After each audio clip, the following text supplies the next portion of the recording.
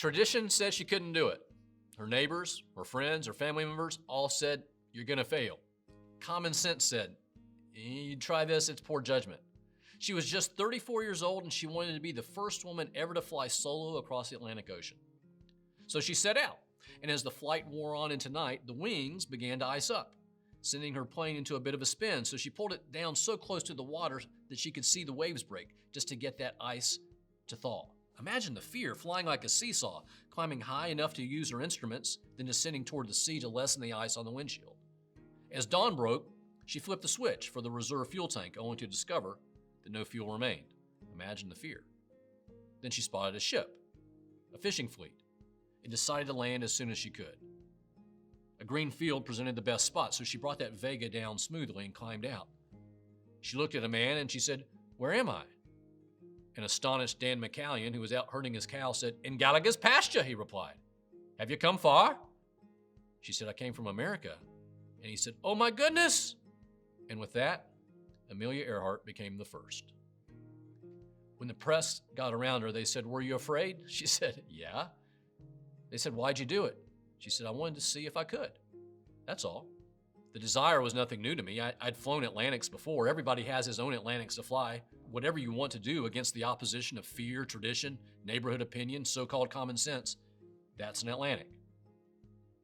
So do you mind if I ask you, what's your Atlantic? What are you afraid of?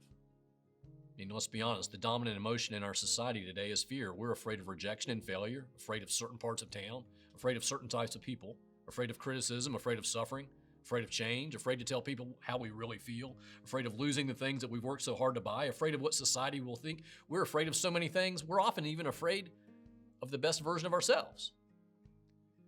Maybe you're afraid of the past. No matter how hard you try, you just keep reliving it.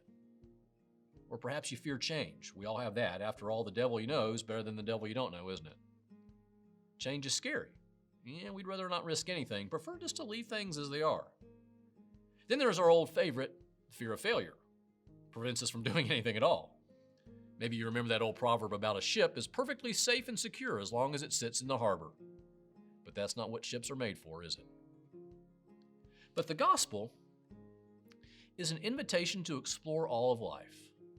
An invitation to get beyond the comfortable center and explore the margins. The parts of life we avoid or ignore are the very parts of life Jesus is probably the most interested in. The type of people we avoid and ignore were the types of people Jesus was most interested in. What does that say about our lives? How does that invite us to change? What prevents us from changing? And what are we afraid of? And have we ever even considered the other side of the question? Rather than always framing it negatively, what are the possibilities that might come about if we open ourselves to more fully embrace the gospel? What holy moments might you experience if you really were truly open? What phrase does Jesus repeat more often than any other throughout the Gospels? Be not afraid. In fact, it's in today's gospel reading 3 times. Be not afraid. Why? Because Jesus knew more than anybody else that the measure of your life will be the measure of your courage. Following Jesus requires incredible courage. It will take incredible courage to be countercultural. Incredible courage to pursue the dreams God gives you and shares for your life. And it will take incredible courage for you to strive every day to become a better version of yourself and to help the people you love do the same. A deep, genuine relationship with God banishes our fears and fills us with the courage to live a great life.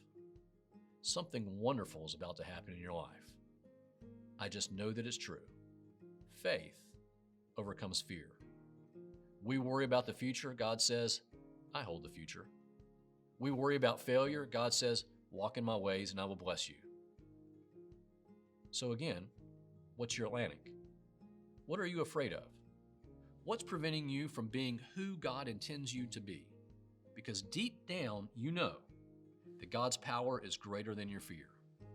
Hear the simple words of a prayer that we like to use at Dynamic Catholic. I am the son or daughter of a great king. He is my Father and my God. The world may praise me or criticize me, it matters not. He is with me, always at my side, guiding and protecting me. I do not fear, as I am his.